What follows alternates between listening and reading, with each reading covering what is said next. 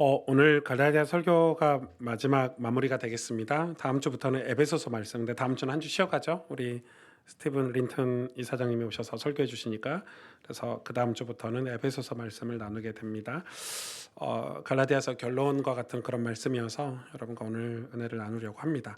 11절에서 18절 말씀 제가 대신 봉독해 드립니다. 내 손으로 너희에게 이렇게 큰 글자로 쓴 것을 보라. 물은 육체 모양을 내려 하는 자들이 억지로 너희에게 할례를 받게 함은 그들이 그리스도의 십자가로 말미암아 박해를 면하려 함뿐이라. 할례를 받은 그들이라도 스스로 율법은 지키지 아니하고 너희에게 할례를 받게 하려 하는 것은 그들이 너희의 육체로 자랑하려 함이라. 그러나 내게는 우리 주 예수 그리스도의 십자가 외에 결코 자랑할 것이 없으니 그리스도로 말미암아 세상이 나를 대하여 십자가에 못 박히고 내가 또한 세상에 대하여 그러하니라. 할례나 무할례가 아무것도 아니로되 오직 새로 지으심을 받은 것만이 중요하니라. 무릇 이 규례를 행하는 자에게와 하나님이 이스라엘에게 평강과 긍휼이 있을지어다. 이후로는 누구든지 나를 괴롭게 하지 말라. 내가 내 몸 안에 예수의 흔적을 지니고 있노라. 형제들아, 우리 주 예수 그리스도의 은혜가 너희 심령에 있을지어다. 아멘. 오늘 1절에 보면 이 바울이 내 손으로 너희에게 이렇게 큰 글자로 쓴 것은 이렇게 쓴 것을 보라 이렇게 강조를 하죠. 그러니까 여기서 큰 글자로 썼다는 것은 이 편지에 이 밑줄을 하이라이트를 색깔펜으로 이렇게 형광펜으로 그었다 이런 표현이 되겠죠. 그러니까 엄청 강조한 거예요. 그러니까 갈라디아서 전체가 지금 그런 거거든요. 이 다른 서신서와 조금 다르게 갈라디아서는 그런 의미에서는 이 위치가 굉장히 중요한 위치에 있는 거예요. 굉장히 특별하게 강조한 서신서 중에 하나예요. 그러니까 바울이 이 똑같은 서신서를 다 썼지만은 이 갈라디아서만큼은 큰 글자로 막 강조해서 하이라이트 쳐가면서 이렇게 보냈다 이렇게 이해하시면 될 것 같아요. 그런데 뭘 강조했냐? 뭐에 대해서 지금 강조했냐? 뭘 지금 얘기하고 있는가? 이 12절에 보면 무릇 육체의 모양을 내려 하는 자들이 억지로 너희에게 할례를 받게 함은 그들이 그리스도의 십자가로 말미암아 박해를 면하려 함뿐이라 이렇게 얘기하고 있죠. 그러면 13절에 할례를 받은 그들이라도 스스로 율법을 지키지 아니하고 너희에게 할례를 받게 하려 하는 것은 너희의 육체로 자랑하려 함이라. 엄청 중요한 내용이거든요. 그러니까 지금 이 내용을 우리가 이해를 하고 반드시 넘어가야 돼요. 이 제가 20세기에 들어와서 제가 신학교 다닐 때 진짜 많이 영향을 받았고 많이 읽었던 이 목사님 중에 한 분인데 존 스토트 목사님이죠. 정말 좋은 분입니다. 이분의 책 중에서 나는 왜 그리스도인이 되었나라는 책이 있어요. 그 책에 이런 글이 있는데 이렇게 기록해 놓고 있어요. 복음에 대해서 이렇게 정의를 내리고 있는 거죠. 우리가 만약 그리스도인이라면 그것은 우리가 그리스도를 믿기로 결단했기 때문이 아니라 그리스도가 우리를 사랑하기로 결심했기 때문이다라고 기록해 놨어요. 저는 복음에 대해서 구원에 대해서 이거보다 명쾌한 문장을 본 적이 없어요. 그러니까 우리가 만약에 그리스도인이 되었다면 그리스도인이라면 그것은 우리가 그리스도를 믿기로 결단했기 때문이가 아니라 그리스도께서 우리를 사랑하기로 결심했기 때문이다. 이게 맞는 말이죠. 이렇게 복음에 대해서 잘 표현된 내용이 있나 싶어요. 그런데 율법주의자들 오늘 본문에 바울은 계속 율법주의자라고 얘기하다가 오늘 본문에는 이들에게 율법이란 단어도 안 붙이고 있어요. 왜냐하면 율법은 너무 좋은 거예요. 율법은 하나님이 우리에게 주신 축복의 단어예요.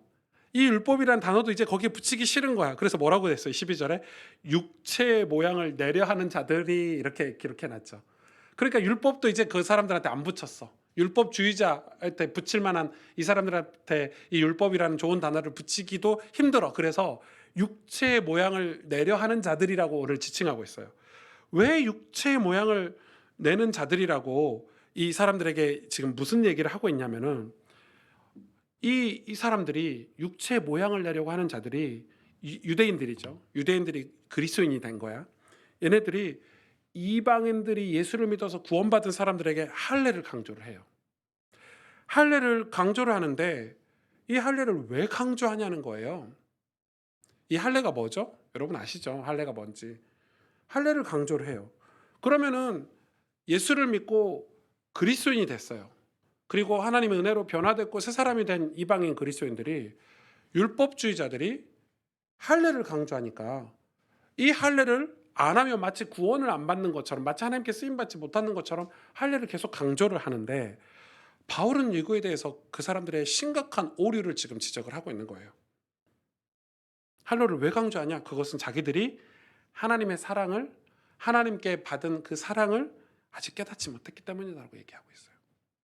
육체 행위를 강요하는 그 사람들이 하나님께서 우리를 사랑해 주시는, 그래서 예수 그리스도를 보내주셔서 우리를 구원해 주신 그 복음에 대한 감사함들, 성령께서 그 사실을 가르쳐 주신 그 은혜를 몰라서 지금 할례를 강요하고 있다라고 얘기하는 거예요.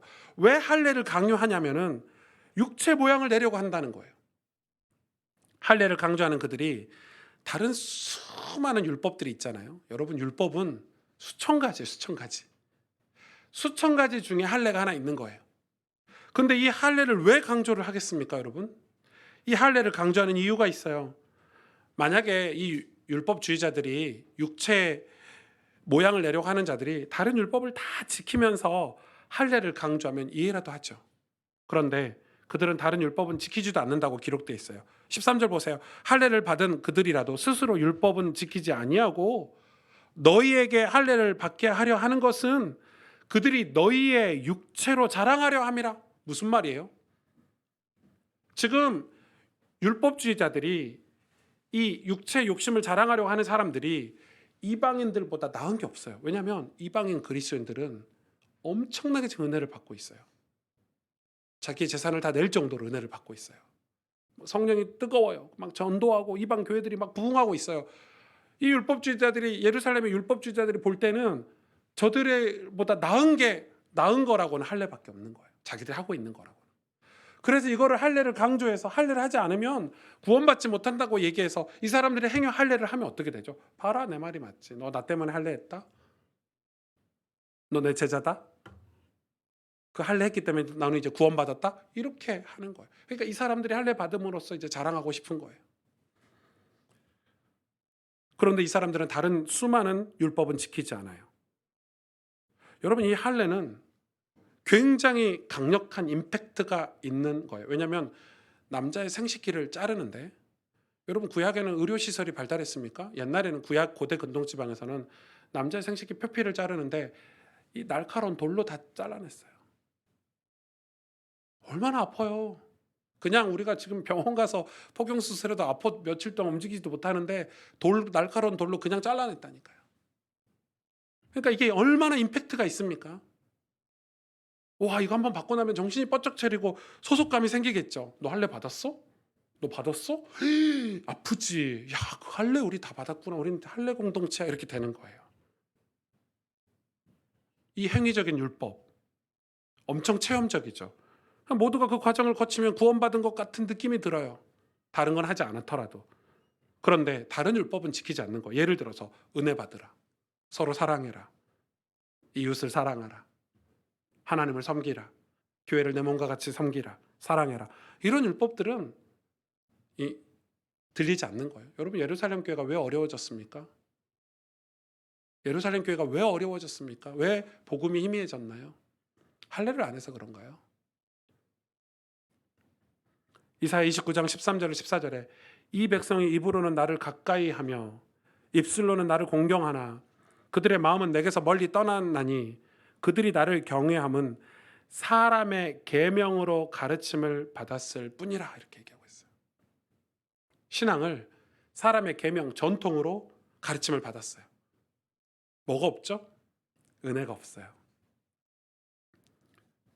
은혜가 없어요. 이 말씀을 예수님께서 마가복음 7장에 그대로 인용하셨잖아요.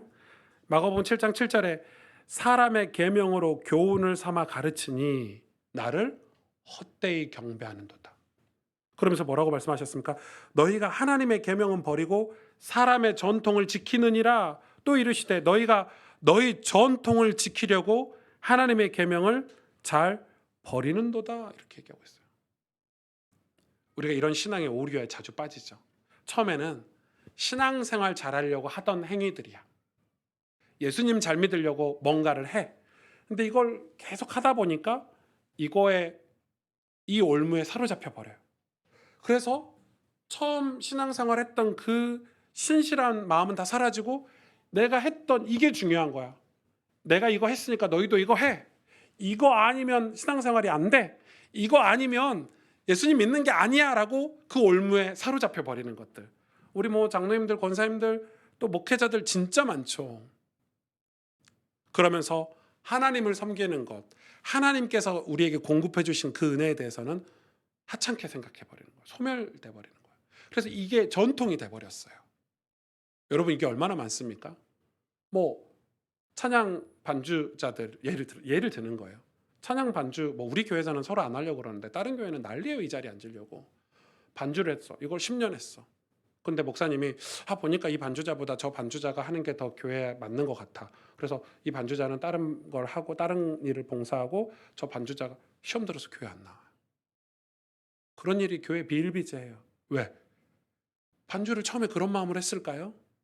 은혜 받아서 감사한 마음으로 했는데 나중에는 이게 전통이 돼버린 거야. 내 개인의 전통이. 여러분 그렇게 신앙생활하는 사람들이 진짜 많죠. 목회자도 그래요. 내가 목회 개척해서 이런 목회 철학을 가지고 이렇게 목회했는데 이렇게 되는 거예요. 그러는 동안 뭘 잃어버립니까?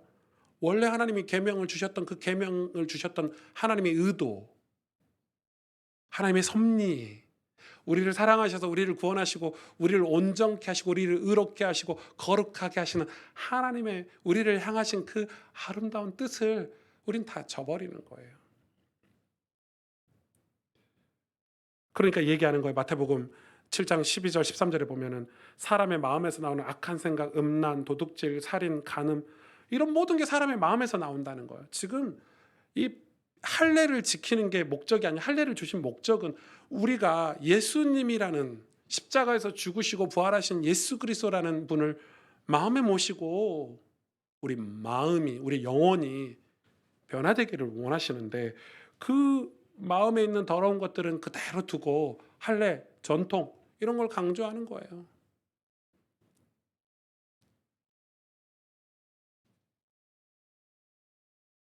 제가 토요일 밤마다 9시에 제 개인 채널 오목TV라는 제 유튜브 채널 있잖아요. 거기서 토요일 밤마다 라이브 방송을 1시간 정도 해요. 신앙 토크를 하거든요.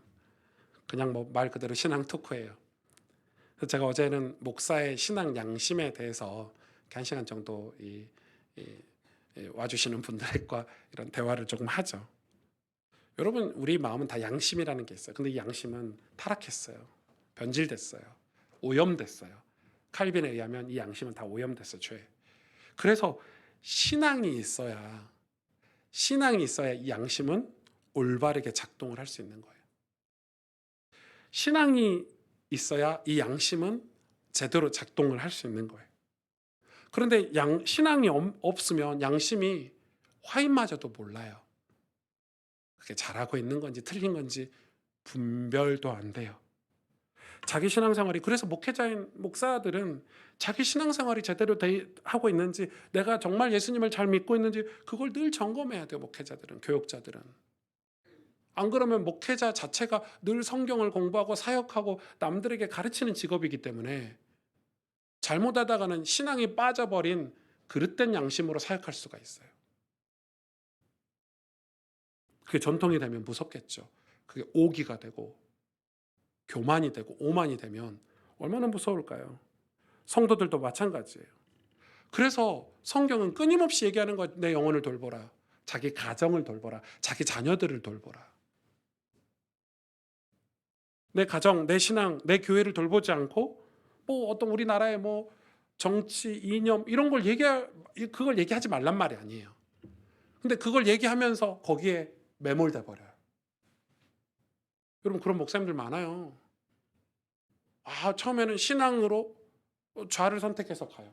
근데 나중에는 목사가 아니라 좌파가 돼 버려요. 목사가 아니에요. 대화가 안 돼요. 아무리 얘기해도 안 돼요. 막 상처에 막 우리나라 과거가 어땠는지 뭐 우리가 뭐 일제 시대 때 자기 일제 시대 살아보지도 않았으면서 막 감정이 격해가지고 목회고 뭐 영원 구원이고 하나님 뜻이고 없어요. 막 거기에 빠져가지고 막 이야기하는데 우파는 안 그런가요? 그러니까 이 전통이라는 게 엄청 좋은 거지만 무섭게 돼버리는 거죠. 자기의 신앙을 돌보지 않으면. 성도들의 신앙도 마찬가지예요. 지금 내가 제대로 신앙생활을 하고 있는가? 내가 지금 하나님과 온전한 교제가 있는가? 내가 하나님 말씀으로 건강하게 하나님 뜻을 구하면서 우리가 이 천국 가는 여정을 가고 있는가? 그러면서 우리의 삶은 신앙으로 말미암아 양심이 작동되는 거잖아요. 양심이 작동돼서 우리 삶이 영이가 되는 거죠. 그래서 사도 바울이 얘기하는 거 14절에 내게는 우리 주 예수 그리스도의 십자가 외에 결코 자랑할 것이 없으니 그리스도로 말미암아 세상이 나에 대하여 십자가에 못 박히고 내가 또한 세상에 대하여 그러하니라 이렇게 얘기하고 있죠. 여러분 바울이 얘기하는 거예요. 그러면 저와 여러분은 뭘 해야 되냐? 우리를 위해서 십자가에서 죽으신 예수 그리스도, 십자가의 예수 그리스도, 그리스도의 십자가, 그로 말미암아 세상도 나에 대해서 십자가에 못 박고 나도 세상에 대해서 그러한다. 세상도 우리를 볼 때 저 사람은 예수쟁이야. 우리도 세상을 볼 때 나는 예수님 믿어요 라고 경계선이 생긴다는 거예요. 거룩한 성도가 된다는 거예요. 그러면서 15절에 이렇게 얘기하고 있어요. 할례나 무할례나 아무것도 아니로되 오직 새로 지으심을 받은 것만이 중요하다. 새로 지으심을 받은 것만이 거듭남이죠. 거듭남만이 중요하다. 중생이라고도 얘기합니다. 십자가의 예수 그리스도의 복음을 듣고 우리가 진심으로 변화된 것만이 중요하다. 그래서 이걸 16절에 규례다 이렇게 얘기해요. 여러분 뭐가 규례입니까? 이 예수 그리스도의 십자가가 우리의 규례가 됐다는 거예요. 그런데 이 규례라는 단어가 중요하잖아요. 규례는 히브리어로 미시파트라고 해요. 미시파트라고 하는데 이 하나님께서 이 미시파트의 의미는 하나님께서 친히 세우시고 명령하신 법률이나 규범을 뜻해요. 원 단어의 뜻은 심판하다, 다스리다에서 유래한 단어예요. 그러니까 심판하고 다스린다는 것은 하나님이 인생들을 다스리는 거룩한 법을 얘기하는 거예요. 하나님의 백성, 하나님이 창조하신 저와 여러분이 다스리는 거룩한 법이 무엇입니까? 그게 십자가잖아요. 우리를 죄악 속에 두고 그대로 다스리는 법이 아니잖아요. 우리를 하나님 당신의 자녀 삼고 당신의 하나님 나라의 백성 삼으셔서 우리를 변화시켜서 천국 백성 삼으시는 그 거룩한 법, 십자가의 복음이잖아요. 헬라어로는 이 규례를 카논이라 그래요. 캐논이라 그러죠. 캐논. 이 캐논 다 아시죠? 기준, 자. 이게 이 갈대라는 단어에서 나왔어요. 갈대가 카네라는 단어인데 갈대에서 나왔어요. 저는 그래서 무슨 기준이 자가 무슨 갈대냐는데 고대 근동 지방에는 자가 없으니까 얇고 반듯한 갈대를 이용해서 측정을 했더라고요. 1m, 5m 이런 게 없었어요. 그러니까 자로 서로 그 마을에 통일을 한 거예요. 갈대로 이 정도 측정을 다 한 거예요. 그럼 갈대에서 나온 단어가 캐논이구나. 우리 카메라 일본의 제일 좋은 카메라가 캐논이잖아요. 제일 좋은 기준이 제일 좋은 기준이라 뭐 이런 뜻이겠죠. 그러니까 이 규례가 바로 하나님 말씀, 하나님께서 우리를 사랑하셔서 만드신 하나님 당신의 말씀인데 이 법인데 이게 뭐예요? 이게 예수 그리스도의 십자가라는 거예요. 이게 기준이라는 거예요. 이게 우리를 하나님 백성답게 살 수 있는 거룩한 법률, 하나님 나라의 법칙이라는 거예요. 뭐가요? 예수 그리스도의 십자가가. 좀 그 이야기를 하고 있는 거예요. 마태복음 13장은 자막에는 안 띄우겠지만 흔히 말하는 말세장이에요. 거기 보면 여러분 너무 잘 아실 거예요. 많은 사람들이 서로 미혹하고 전쟁과 기근이 일어나고 형제가 형제를 죽이기도 하고 부모가 자식을 죽이기도 하고 자식이 부모를 대적해서 죽이기도 한다고 기록되어 있어요. 요즘 그런 일들이 벌어지고 있죠. 엊그저께 보니까 우리 뭐 젊은 청년들이 있어서 말 안 하고 싶지만은 어떤 남자가 자기 여자친구가 헤어지자고 얘기했대요. 연애하다가 헤어지자고 한 거야. 그럼 헤어지면 되잖아요. 헤어지자고 했다고 그게 억울하고 앙심이 품어서 그 여자친구 부모를 죽였어. 살인했어. 그리고 그 여자친구도 죽였어. 그게 뭐예요? 자기 고집이잖아요. 매몰된 거죠. 그 여자 아니면 안 돼. 여러분 솔직히 말해서 세상에 여자가 얼마나 많습니까? 다른 사람 만나서 새롭게 시작하면 되겠죠. 그게 무슨 짓이에요? 얼마나 비참해요. 자기 인생도 비참하지. 그런데 이 말세장에는 그런 내용들이 이미 예언돼 있어요. 부모가 자식을, 자식이 부모를 대적하고 형제가 형제를 대적한대요. 근데 왜 제가 이야기를 말씀을 드립니까? 이게 뭐냐면은 이 이런 말세 시대에 천국 복음이 전파돼야 되고 그 일로 인해서 우리가 미움을 당할 것이나 끝까지 견디는 자는 구원받는다고 기록돼 있어요. 우리가 이런 말세 때 복음을 전하고 끝까지 견딜 수 있는 거는 뭐예요? 십자가의 복음 아닙니까? 십자가의 그리스도 아닌가요? 저는 예수님 믿고 힘든 일이 진짜 많았어요. 그러니까 하나님께 섭섭할 일이 많았어요. 시험도 많이 들었어요. 저는 하나님이 안 계신 것 같은 때도 있었어요. 그런데 그때마다 제가 버티고 이기고 지나갈 수 있었던 거는 어렸을 때 은혜를 너무 많이 받은 거예요. 하나님에 대한 확신이 제 안에 있었어요. 그러니까 그 확신 때문에 그 어려운 시기들은 하나님이 그렇게 하실 거라는 섭리가 있을 거다. 경륜이 있을 거다. 그러면 내 모습을 돌아보면서 기도하면서 버티고 지나갔거든요. 로마서 12장 아시죠? 12장 2절에 이렇게 기록하고 있어요. 너희는 이 세대를 본받지 말고 오직 마음을 새롭게 함으로 변화를 받아 하나님의 선하시고 기뻐하시고 온전하신 뜻이 무엇인지 분별하도록 하라. 그러면서 어떻게 살아야 될 걸 얘기하면서 3절에 이렇게 기록하고 있어요. 3절부터 뭐라고 합니까? 내게 주신 은혜로 말미암아.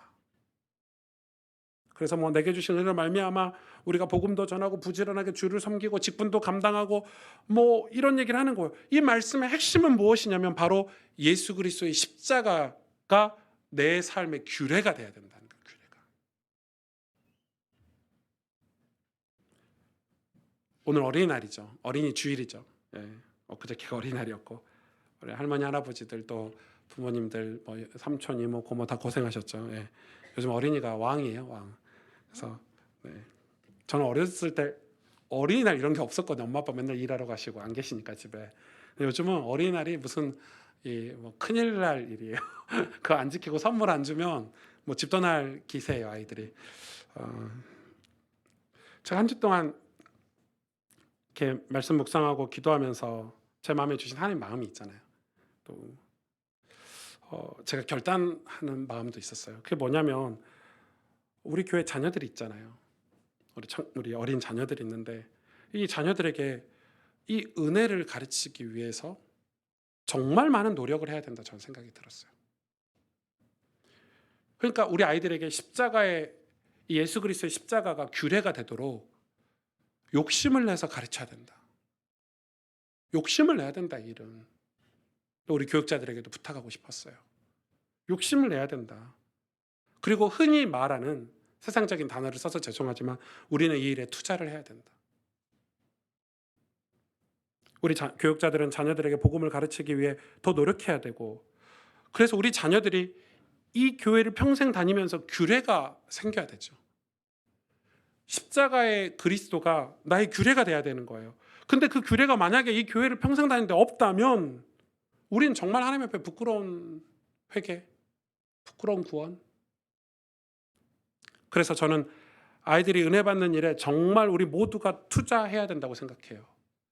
이번에 저희가 교단을 나오면서 제일 먼저 다음 주에 스티븐 린턴 이 교수님을 모시게 됐어요. 콜롬비아에서 교수를 하셨고 교수님이시기도 하고 이사장님이시기도 하고 여러 직함이 있으시지만 정말 영광이라고 생각해요.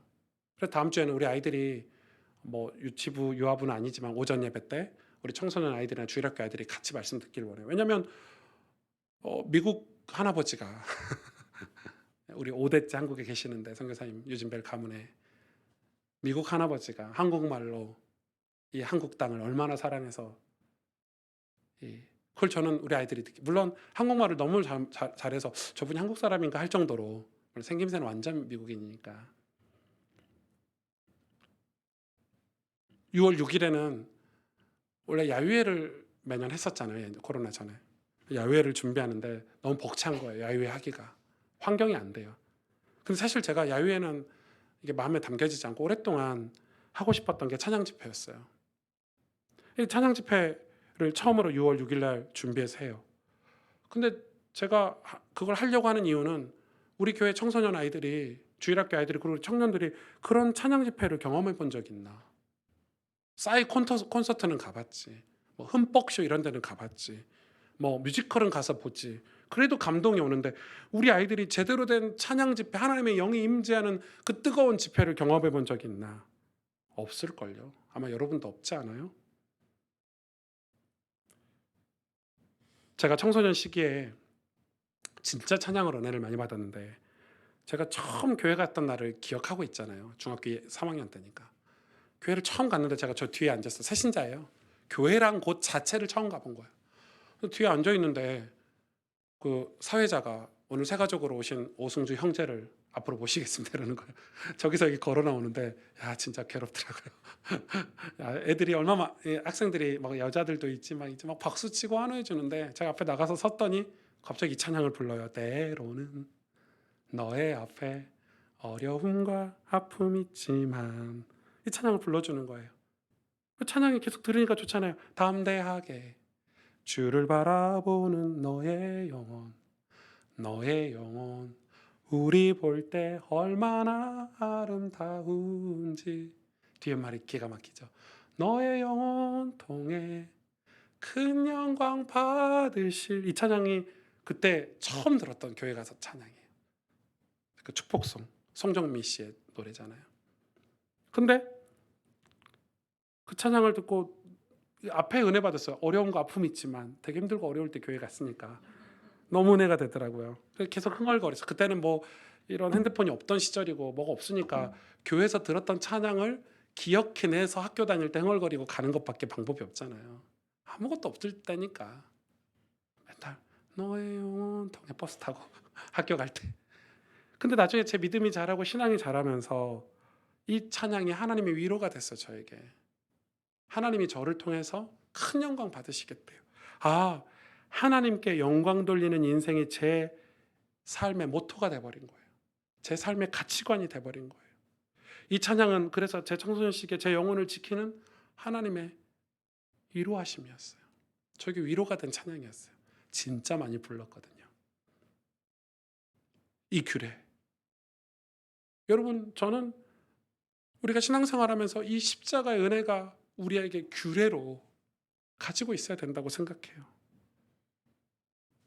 솔직히 말해서 저희가 찬양 집회를 하려고 이 친구에게 전화를 했는데 사실 그전에도 몇 번 요청을 했거든요. 근데 안 오더라고요. 실제로 바쁘긴 해요. 지금 코스타 강의 때문에 캐나다에 가 있고 제 친구가 유명한 친구니까 찬양팀이. 근데 이 찬양팀이 제가 교단에 나와서 연락을 했기 때문에 바로 일정을 잡히더라고요. 어쩔 수 없는 것 같아요. 근데 이 친구가 오면서 저에게로 오는데 10명이 와요. 싱어들, 세션들 그리고 이 엔지니어까지 다 와요. 팀이 와요. 저는 사역비가 진짜 비쌀 거라고 생각했어요. 막 500만 원, 1000만 원 이러면 어떡하지? 막 이랬는데 물어봤더니 200만 원이래요. 생각보다 별로네? 그 생각이 들었고. 그리고 이제 그 친구가 이제 저희 시스템을 다 점검을 했어요. 그랬는데 우리 교회 뭐가 없냐면 우퍼가 없어요. 저는 우퍼가 뭔지도 몰라요. 죄송하지만.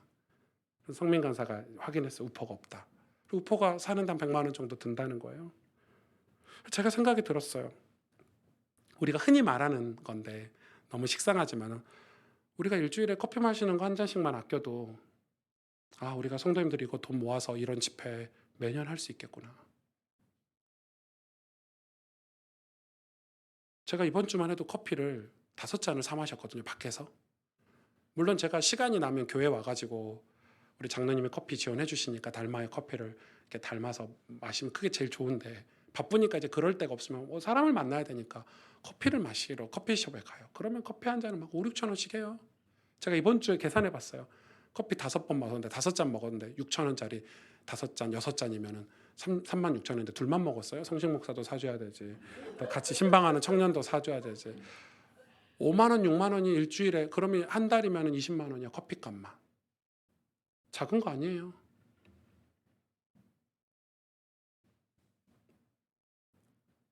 물론 우리가 커피를 안 먹고 살 수는 없죠. 그런데 우리가 그만큼 여러분 솔직히 우리가 여러분 공연 가는데 티켓 몇만 원씩 하잖아요. 여러분 극장에서 영화 보는데 몇만 원씩 들어가잖아요. 팝콘도 사 먹어야 되고 그렇잖아요. 그렇게 해서 그러니까 여러분이 이런 걸 후원해 주셔서 정말 저는 싼 거라고 생각해요. 10,000원, 20,000원 커피값 아껴서 우리가 이런 찬양팀을 모시고 집회를 할 수 있다면 물론 우리 교회가 그런 영성 있는 찬양 리더가 있고 찬양팀이 구성이 되는 게 좋겠죠. 그래서 우리 아이들이 이날 6월 6일 날 와서 혹시 한 영혼이라도 은혜를 받는다면, 하나님께 위로를 받는다면, 그의 영혼에 그 단비같이 내리는 성령 체험을 한다면 그 인생 정말 싼 거 아닙니까? 그럼 평생 아이들은 이 규례를 가지고 사는 거예요. 이 규례를 성경 오늘 본문에 바울이 행하래요. 규례를 행하래요. 행동하래요. 규례를 행동하니까 뭐가 되죠? 흔적이 돼요. 17절 보세요. 이후로는 누구든지 나를 괴롭게 하지 말라. 내가 내 몸에 예수의 흔적을 지니고 있노라. 규례를 행하면, 이 은혜를 받는 일을 행동으로 행하면, 여러분이 아침마다 성경을 읽고 기도하고 여러분이 늘 하나님을 사모해서 그 은혜를 받으려고 신앙생활에 건강한 목적을 두고 간다면 이제는 그게 흔적이 된대요. 흔적. 내 몸에 새겨진다는 거예요. 흔적은 여러분 아시다시피 스티그마라고 하죠. 이 스티그마는 긍정적인 단어는 아니에요. 부정적인 단어예요. 이 단어는 부정적인 단어, 막 오명, 누명 이런 단어예요.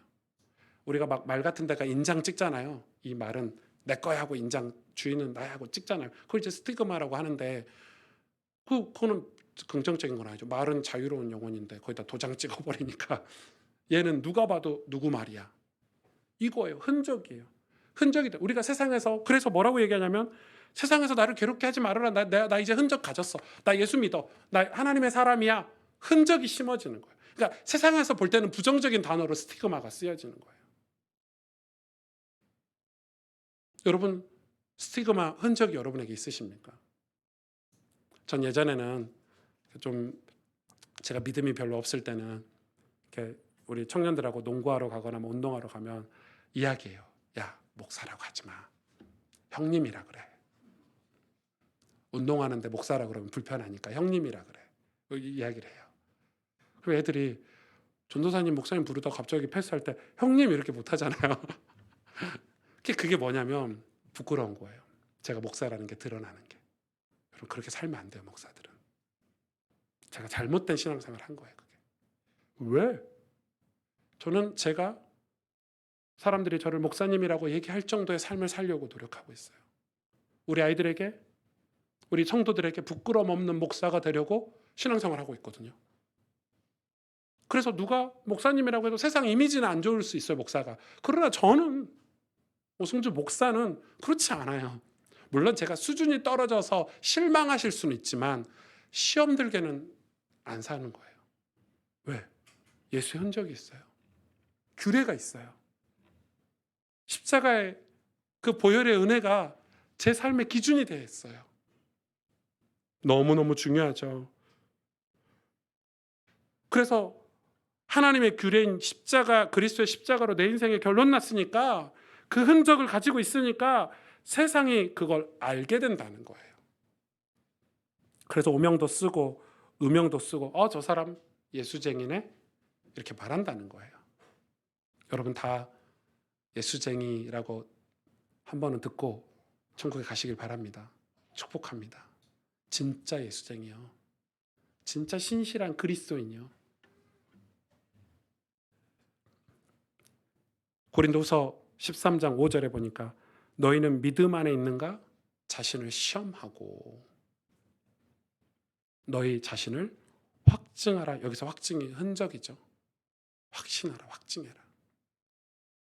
예수 믿는 흔적이 있어야 하는데 그것은 할례가 아니에요. 그리스도의 십자가로 구원받아 거듭난 새 사람이에요. 18절에 이렇게 말씀하고 있어요. 그리스도의 은혜가 너희 심령에 있을지어다. 그리스도의 은혜가 너희 심령에 있을지어다. 오늘 본문에도 얘기하고 있습니다. 우리가 새 사람이 된 것, 새롭게 변화된 것이 중요하지 할례냐 무할례냐가 중요하지 않다라고 얘기하고 있어요. 하나님이 할례를 하라고 하신 이유는 예수 그리스도를 만나라고 주신 율법이지 그 율법 자체가 우리에게 전통이 되고 우리의 고집이 돼버리면 우리 예수님을 영원히 못 만나는 거예요. 우리 교회가 지난 개척하고 9년 동안 전도 활동을 한 번도 한 적이 없어요. 여러분에게 전도지 나눠주면서 전도하세요 이렇게 한 적 없잖아요. 교회 개척해서 예배가 안 되는 우리의 삶들을 회개하고 예배 드리는 데 집중했고, 그리고 하나님의 진리를 깨우치기 위해서 성경 읽기를 집중했어요. 아주 본질적인 사역을 집중했죠. 물론 중간에 코로나도 있었고 여러 가지 위기와 어려움도 있었지만, 그러면서 하나님의 아름다운 뜻이 무엇인지 우리는 지금도 함께 알려고 기도하고 있고, 성령의 도우심을 구하고 함께 인도받으려고 저와 여러분이 같이 기도하고 있어요. 그렇죠? 그런데 저는 이렇게 생각해요. 그런 내용들이 준비가 돼 있으면 우리는 이제서야 전도할 수 있다고 생각해요. 우리 안에 규례가 있고 흔적이 생겨나기 시작하면 성경은 하나님이 우리에게 거룩한 옷을 입혀주신대요. 구원의 옷을 입혀주신대요. 옷이 뭐예요? 남들이 다 보는 거예요. 저 사람 신실한 그리스도인이네. 그러면 우리가 그 사람에 대해서는, 내가 믿는 예수 그리스도에 대해서, 내가 섬기는, 내가 믿고 있는, 내가 함께하고 있는 신앙 공동체인 교회에 대해서 소개하고 전할 수 있는 거예요. 그렇게 하기 위해서는 남의 것으로 거짓말해서 전도할 수는 없어요. 내가 겪어보지 않은 것으로 전도할 수는 없어요. 목사님들이 설교할 때 인터넷에 뒤져가지고 어떤 책에서 인용해서 이거 인용했다라고 얘기를 해야죠. 근데 이거를 경험해보지 않고 내가 이해가 안 되는데 이 말이 멋있어서 성도들에게 전달한다면 그건 거짓 설교예요. 옳지 않아요. 내 삶에서 겪고 묵상하고 충분히 이해가 되고 확인된 걸 전해야죠. 부모님들이 자녀들에게 거짓 신앙 전할 수 없어요. 자녀들은 그걸 다 알아요. 우리 엄마 아빠가 어떻게 어려움 속에서 부여잡고 믿음으로 넘어지고 실수해도 다시 하나님 앞에서 서려고 하는 걸 자녀들은 다 알아요. 그 신앙이라야 자녀들도 신앙생활을 해요. 그런데 자기는 하나도 안 해. 변화도 없어. 그런데 남한테 보기 좋으려고 체면 때문에 자녀들에게 신앙을 강조하면 그건 거짓이죠. 마치 율법주의자들, 육체 모양을 내려고 하는 자들과 같이 돼버릴 수 있어요. 내 몸에 예수의 흔적이 있어야 돼요. 규례가 있어야 돼요. 다시 말해 우리 심령에 예수 그리스도의 은혜가 있어야 돼요. 신앙이 있어야 양심도 작동되고, 신앙이 있어야 내 모든 삶이 다 하나님과 교제 속에서 작동이 될 수 있는 거예요. 여러분, 우리 삶에 예수의 흔적을 가지고 살기를 축복합니다. 저는 정말 너무너무 이게 중요한 거라고 생각이 들어요. 여러분, 정말 여러분 십자가의 그리스도가 여러분에게 전부가 되기를, 진정한 자랑이 되기를. 성경은 그거에 대해서 너무너무 중요하니까 오늘 큰 글자로 우리가 이런 할례에 빠지지 않기를. 할례가 좋다 나쁘다 이 말이 아니잖아요. 그래서 우리가 하나님 보시기에 새 사람이 되고 하나님과 교제하고 교류하고 그런 사람이 되기를 주의 이름으로 축복합니다. 기도하겠습니다.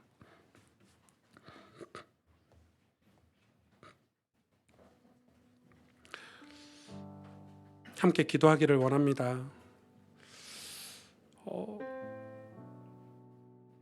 저는 갈라디아서 설교를 쭉 하고 묵상하고 또 오늘도 말씀을 준비하고 여러분하고 나누면서 얼마만큼 우리가 이 십자가의 복음을 중요하게 생각해야 되는지, 이게 우리의 영혼을 새롭게 하고 우리 인생을 변화시키는 십자가의 복음을, 십자가의 그리스도를 어느 정도 규례 삼고 그게 흔적이 남을 정도로 행하고 애쓰라고 얘기하는 거예요. 여러분이 매일 아침마다 은혜 받으려고 성경책을 펼치시고, 여러분이 피곤하고 힘든 하루 일과를 마치고 은혜 받으려고 하나님 앞에 무릎 꿇는 그 시간이 헛되지 않다는 거예요. 결국 여러분이 자녀를 위해서, 교회를 위해서 기도하는 그 시간들이 결코 헛되지 않아요. 그게 우리에게 흔적으로 남아요. 세상이 우리에게 이게 낙인 찍혀서 오해할 수도 있겠죠. 저 예수쟁이들. 그러나 그런 예수쟁이들 때문에 이 세상이 사는 거예요. 그리고 우리가 신앙생활하면서 이런 신앙의 견고한 이런 신앙의 비밀을 한 번도 경험해 보지 못하고 마치 육체 모양을 내려고 하는 자들처럼 신앙생활을 한다면 얼마나 안타깝고 억울합니까? 오늘 우리가 진짜 기도해야 될 것은 하나님의 백성으로, 하나님의 자녀로, 하나님의 거룩한 하나님 나라의 백성으로 우리를 부르셨는데, 이 십자가의 그리스도가 내 영혼 심령에 규례가 되게, 그 규례를 행함으로 말미암아 흔적이 남겨진 신실한 그리스도인이 되기를 원합니다. 이 시간에 같이 마음을 모아서 함께 기도하도록 하겠습니다. 하나님 아버지,